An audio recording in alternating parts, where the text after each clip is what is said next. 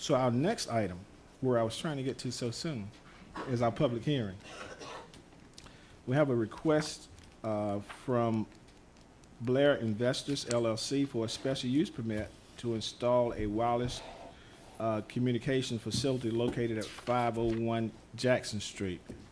And I believe Kelly is going to take that item.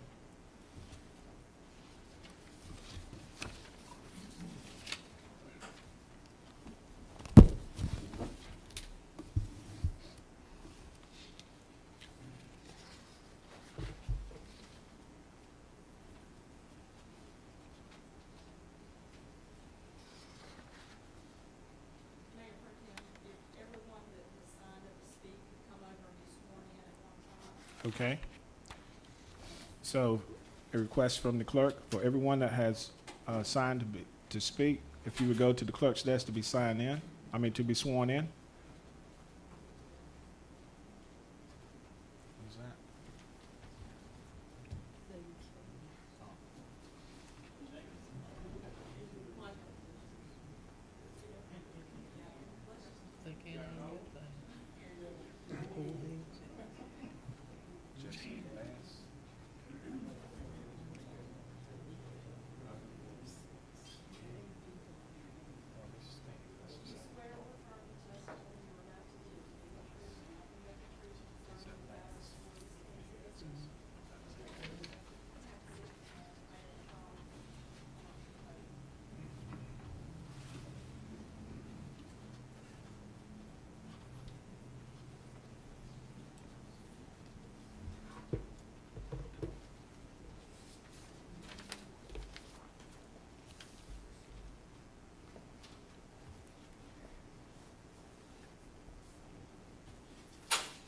Good evening, Mayor Pro Tem and council members.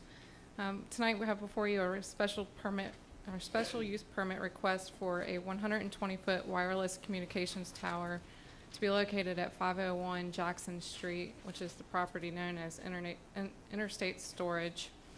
I would like to, before I begin with the staff report and presentation, show you some slides that I have prepared that demonstrate some of the existing wireless towers within the city and then the proposed tower within the city as well.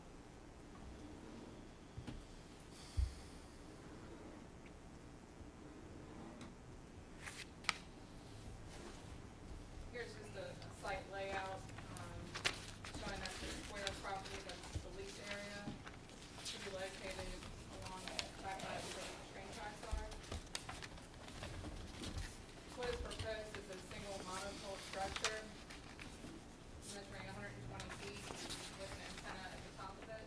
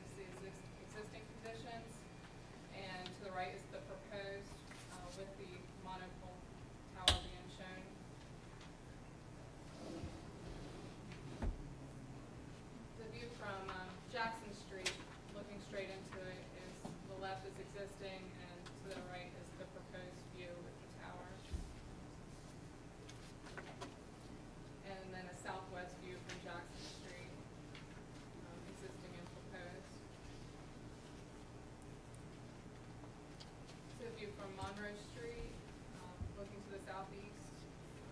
Again, the existing on the left and the proposed with the structure just to the right side. And then the northeast view from Monroe with the tower shown in the middle.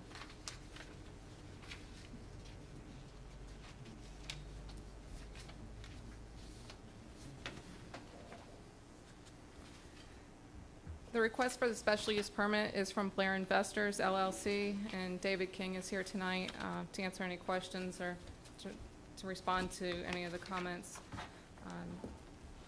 as you would like for him to do so. The request is for a 120-foot wireless communications tower and equipment shelter. And the property at 501 Jackson Street is located in the I-1 Industrial District. And the use of the property is a use that's permitted with a special use permit. As I just mentioned and pointed out on the site plan, the proposed lease area is a 100-foot by 100-foot area that will be enclosed by a 6-foot tall chain link fence. The location of the tower is approximately 70 feet from the railroad easement, and the location meets the setback requirements of the land use code for distances from existing structures as well.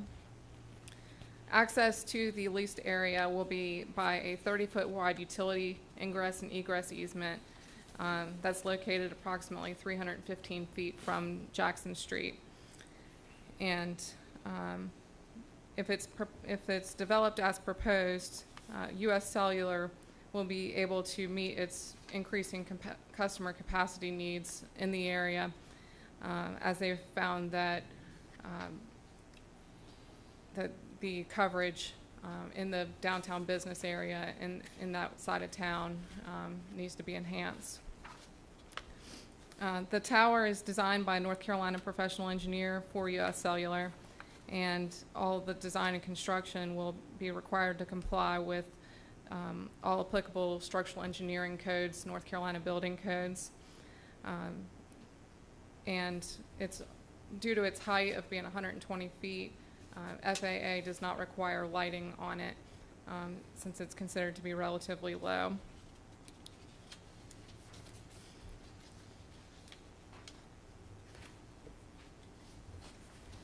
Planning staff have reviewed the request for the special use permit and have found that the request is within its jurisdiction.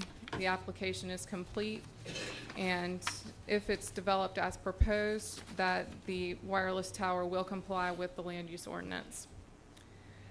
In evaluating other items, ingress and egress to the lot or into the leased area is determined that it's probably safe, especially for pedestrians and automobiles. The site has direct access to Jackson Street by the 30-foot wide easement that is proposed, and all ingress and egress will primarily be by U.S. Cellular facility staff. Off-street parking and loading is not expected to affect adjacent properties, as it's not going to be a staffed facility. There will not be any employees located there, so parking is not an issue. Refuse disposal should not affect adjacent properties, as there should be no trash generated on site.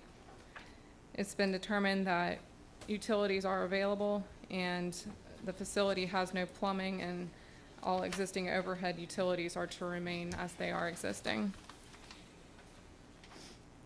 It's been determined that the buffering of the site is provided. The railroad track and the existing vegetation as well, and that the zoning of the property permits the wireless communications tower. Staff has found that it's probably true that signs and lighting will not adversely affect adjacent properties, as no outdoor lighting is proposed, with the exception of emergency conditions for the tower. And any placement of any lighting beyond what's been proposed in the application would require further review and approvals. And it's probably true that The required yards, open space, and existing trees and other natural features will be preserved as the site is currently developed and the tower meets the required setbacks. Staff has made the following findings concerning this request. If it's completed as proposed, the development more probably than not will not materially endanger the public health or safety. The proposed use will be located within an existing industrial facility, and the structure will be engineered to meet required setbacks.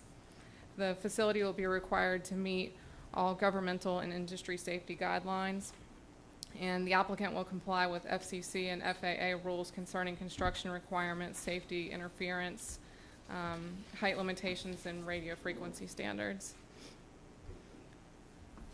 The proposed development, more probably than not, will not substantially injure the value of adjoining or abutting property. Staff has determined that this is probably true. The proposed use as a wireless communications facility will not interfere with adjacent household products that could be considered, and that the applicant is licensed to regulate under federal communications standards for health and safety.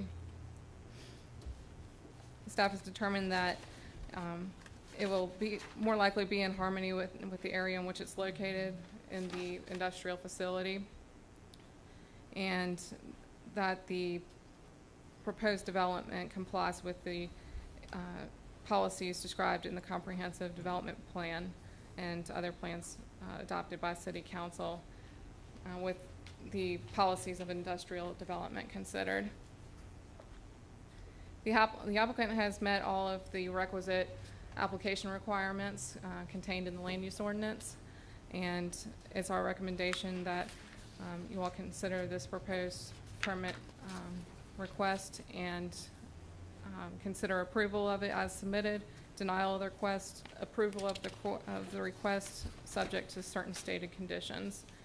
And if the permit is denied, then the applicant will have to wait 1 year prior to making another request. And that Okay. concludes my presentation. Okay, any questions for Kelly from the council? I have a question.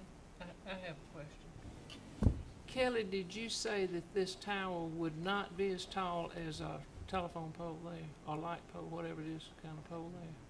I said it'll be a little taller than the Little light poles. I'm not sure exactly how tall they are.